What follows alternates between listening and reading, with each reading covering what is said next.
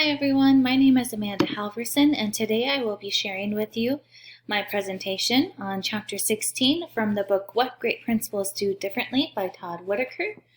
And the title of Chapter 16 is called Make It Cool to Care. I chose this chapter because I believe in the power of kindness and caring. At the beginning of each year, I make sure my students and support staff know the importance of caring and kindness in my classroom. We emulate it every day through random acts of kindness, positive reinforcements, and friendly conversation and interactions. As a future leader, I wanted to find out different and successful ways to incorporate caring and kindness into bigger platforms than a classroom, like a school or a grade level team. So I found this quote on the next slide that accurately shows and explains my thoughts on caring. It says, the people who truly care about you won't have to tell you they care, they'll show you. Like the great saying goes, actions always speak louder than words. The first section in this chapter is called Having a Cool School. This is when we establish a school-wide environment that supports everyone's efforts to do what is right. And once we create that environment where we make it cool to care, there are no wrong decisions because we're doing it in the best interest of the students. And getting people to do the right thing is essential, and it actually can be kind of difficult, which we will talk about in a later slide. Now, what does a caring environment look like? Well, it includes treating everyone with respect and dignity, always taking a positive approach. It also makes us understand that what matters the most are people, not programs, and just making every decision based on the best people or the students are different ways you can show care in an environment. The next section in Chapter 16 is called The Great Teacher. This is when, like we just talked about, a teacher will realize that the students or the people are more important than programs. And one of the quotes that I really liked from the book on page 107 was a sub-quote saying she was preparing her students for life.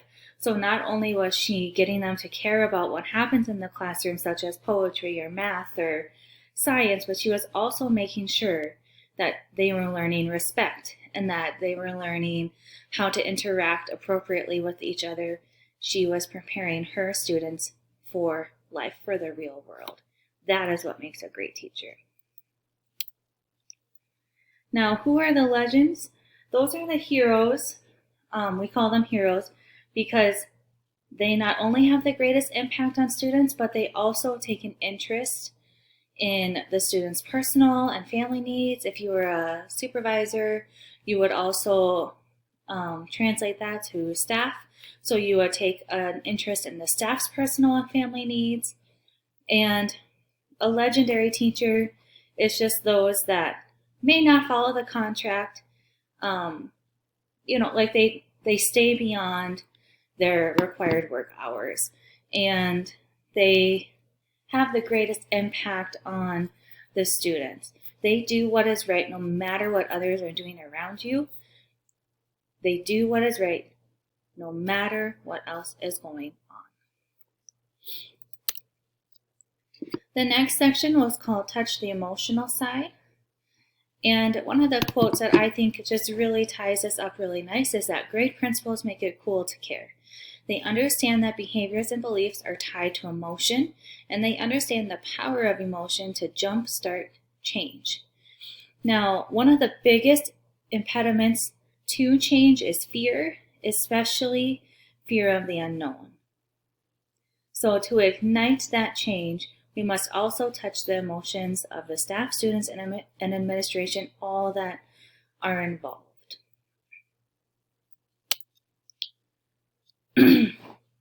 Some personal implications I have with making it cool to care is that I believe that when you care about others, you create relationships. And those relationships can create communities. Some schools that may be lacking in care from leaders above them may not have a strong community. The same thing goes for classrooms that don't have a sense of community because they don't have those relationships, and those relationships haven't been formed by mutual trust and care. We must also create moments of positivity to help others realize the importance of empathy and love. We must also incorporate emotion, but having them experience that the feeling of kindness and caring come from what you give, not receive. That's another important thing that we need to consider. And as a teacher, I am always needing to practice what I preach. If I'm telling others to be kind and give grace and use kind words, then I better be the best role model for that as well. And the same goes for leaders. If a leader wants their staff to be kind, give grace, and use kind words, then they need to emulate that in their daily actions as well. Not that there is a whole lot of criticisms when it comes to being kind and showing care, but you will have those negative Nancys, those negative leaders, and those negative peers who will resist to change and obstacles. But it is our job to help them through that. Give them that emotional connection.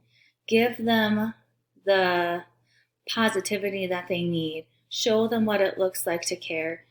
And not only that, but we must also inspire others to do the right thing, even when others are not. A prime example of that comes from the book on pages 112 and 111. The situation was they had called 6 students in to a meeting, and these were students that were just kind of not really great and not falling behind. They were right in the middle kids, and they had the kids share their thoughts and their emotions on school. And a lot of them said that they didn't even think their teachers liked them. They didn't think anyone cared about them. They didn't even know if the teachers knew their names.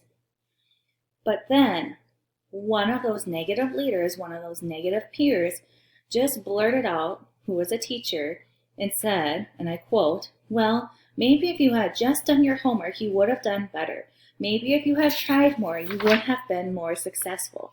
Maybe if you had studied more, you wouldn't have been flunked in my class."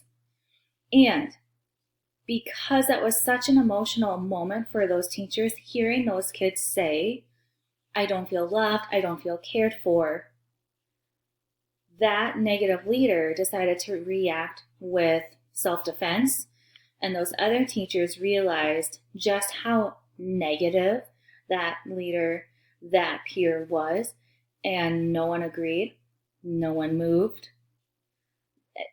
It was just as if that staff member had totally isolated himself now because they were so emotionally moved by the kids that they were self-reflecting.